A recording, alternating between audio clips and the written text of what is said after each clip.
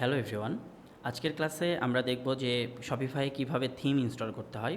তো এই কাজটি করার জন্য আমি লগ ইন বাটনে ক্লিক করছি। যেহেতু শপিফাই আগে অ্যাকাউন্ট ক্রিয়েট করে রেখেছি, সো লগ ইন বাটনে ক্লিক করার পরে আমাকে এখান থেকে সিলেক্ট করতে হবে যে আমি কোন স্টোরের জন্য কাজ করব। তো এই যে মাই স্টোর যেটা লেখা আছে, আমি এই স্টোরের জন্য কাজ করব, এই জন্য এই অপশনসটি পিক করলাম। এরপরে দেখেন এখানে এসে অনলাইন স্টোরস নামে একটা অপশনস দেওয়া আছে, যেখানে আমি ক্লিক করছি।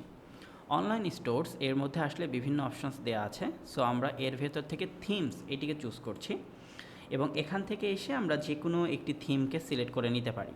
সো এই মুহূর্তে কারেন্ট যে থিমটা দেওয়া আছে সেই থিমের নাম হচ্ছে এইটা এবং এই থিমের ভার্সন হচ্ছে এইটা। এছাড়া আমরা যদি অন্য কোনো থিম ব্যবহার করতে চাই সেটাও কিন্তু আমরা পারবো। তো ধরুন আমরা এখান থেকে এসে এই থিমটি ব্যবহার করতে চাই। সো এই থিমটি যদি ব্যবহার করতে চাই তাহলে অ্যাড এই অপশনসটিতে ক্লিক করতে হবে।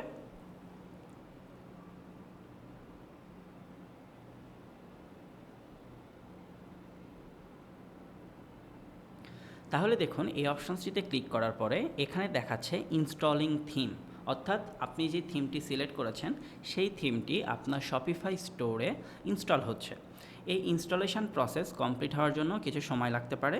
যখন এটা কমপ্লিট হয়ে যাবে তখন এখানে দেখাবে যে জাস্ট অ্যাড ইট, তার মানে এই থিমটা সাকসেসফুলি আপনার স্টোরে অ্যাড হয়ে গেছে।